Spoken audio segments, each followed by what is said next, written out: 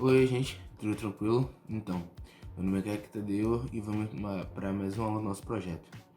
Hoje eu vou falar um pouquinho para vocês sobre as leis de Newton.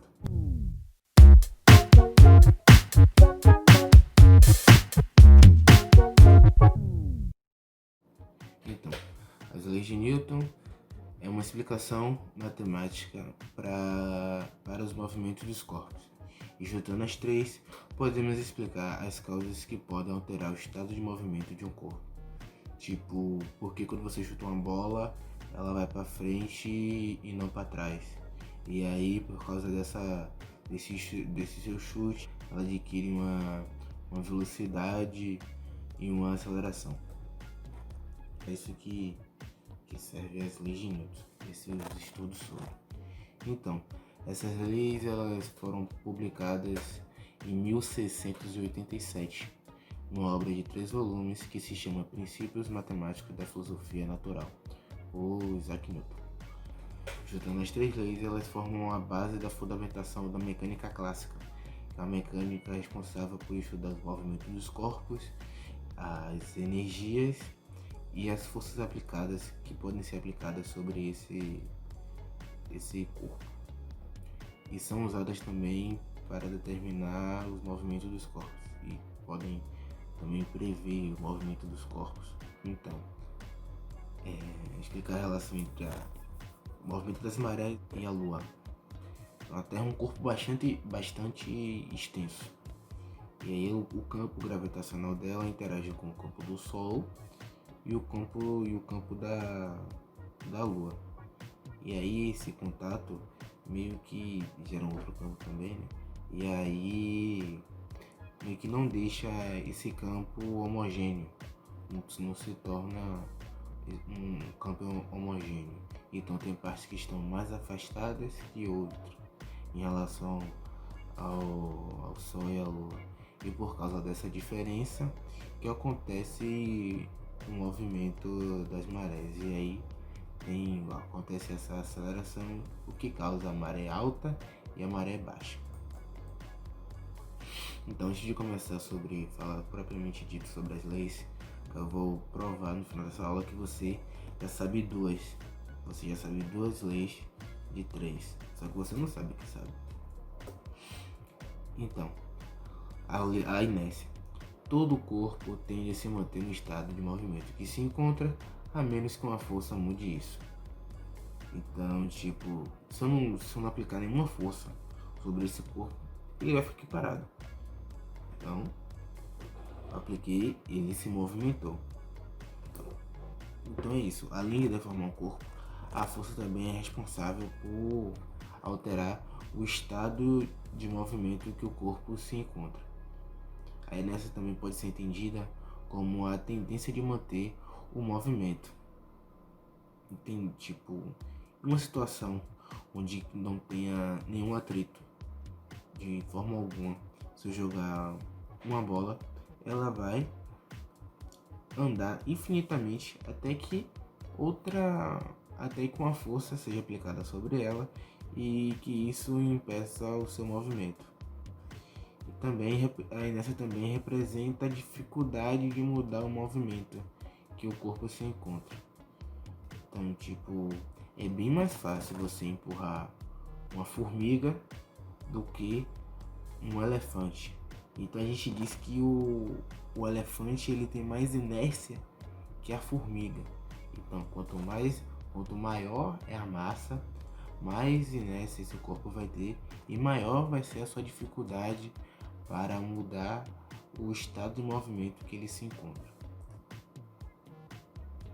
O princípio fundamental da dinâmica é uma fórmula bastante simples e uma das mais conhecidas no mundo da física, que diz que a força ela é igual a massa multiplicado pela aceleração. Então essa fórmula ela mostra a relação entre a força ACI e a aceleração, que a força é a causa e a consequência dessa ação, a consequência dessa força que foi aplicada é a aceleração e consequentemente a mudança de velocidade. Então se eu pegar aqui, esse corpo, aplico uma força sobre ele, estou alterando o estado de movimento dele e aumentando assim, aumentando sua velocidade e alterando a sua aceleração. E a massa, nessa fórmula, ela representa a inércia, que é a dificuldade como eu já disse, né, que é a dificuldade de movimentar um corpo, de alterar o estado de movimento desse corpo. Então, quanto maior for a massa, menor vai ser a aceleração causada por essa força. Então, se eu aplicar a mesma força que eu aplico em uma formiga, vai dar uma determinada aceleração. E quando eu aplicar essa mesma força sobre um elefante, a aceleração vai ser bem menor, sendo que eu estou usando a mesma força. Então, quanto maior a força, outro ponto, quanto maior a força, maior a aceleração. Se eu pegar esse corpo aqui e for aumentando cada vez a força que eu estou aplicando, maior vai ser a aceleração que ele vai adquirir. E aqui é um exemplo disso, que a gente chama em relação a forma a gente chama de força resultante ou a massa vezes a aceleração. Porque, como eu já disse na última aula, se tiverem duas forças agindo no mesmo sentido e na mesma direção, essas forças elas vão se somar com uma grandeza vetorial e tudo mais. Agora, se ela estivesse na mesma direção, mas em sentidos opostos, elas vão subtrair uma da outra e aí vai achar a força resultante. Então, quando eu aplico, um exemplo agora, quando eu aplico uma força de 500 newtons em um caixote de 250 kg, eu adquiro a aceleração de 2 metros por segundo ao quadrado. Então, isso significa que a cada 1 segundo ele vai andar 2 metros. Então, no primeiro segundo ele vai estar a 4 metros, a 2 metros, e no segundo ele vai estar a 4, e no terceiro a 6, e assim por diante. Ação e reação. Toda vez que eu com o corpo A aplico uma força sobre o corpo B, esse corpo B também aplica uma força sobre esse corpo A, formando assim um par de ação e reação. E essa reação ela tem mesmo módulo, mesmo valor, tem mesma direção, né? E sentidos contrários. E pelo fato de agirem em um corpo diferentes, elas não se cancelam. E é por isso que tem um movimento. Então, quando eu aplico uma força sobre esse corpo também aplica a força sobre o meu dedo. Mas como elas agem em corpos diferentes, elas não se cancelam. Que não é o caso do peso, ou da força peso e da força normal, que pelo fato de agirem no mesmo corpo, elas se cancelam. E aí, ó, o canhão, então, quando o canhão tem uma explosão, e aí tem uma força que é aplicada no projétil e ele é lançado para fora. E também tem a força que o projétil aplica sobre o canhão, que tem mesma direção e sentidos opostos, que a gente chama de força de A em B, que é igual a força de B em A.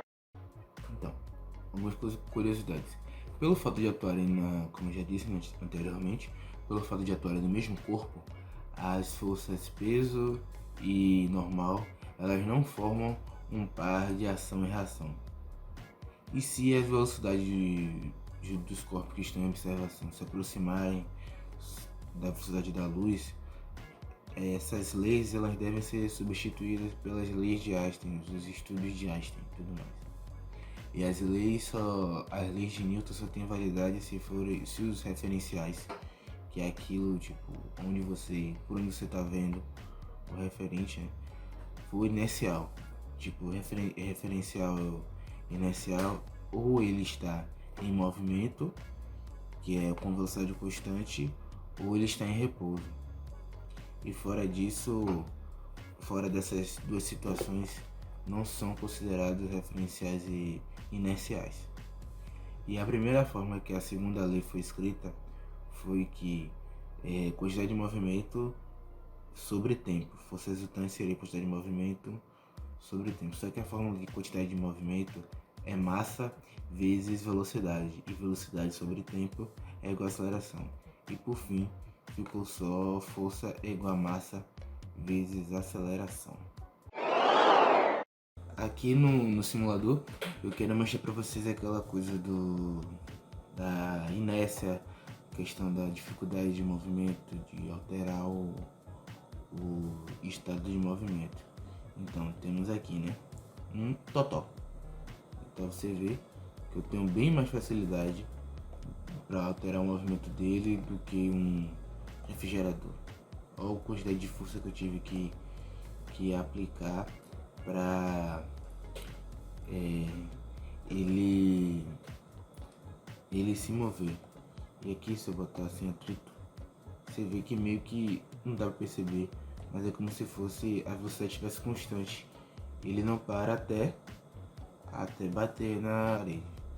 Então esse aqui a gente meio para exemplificar. Então, minha atividade de hoje é a seguinte: eu quero que vocês aí de casa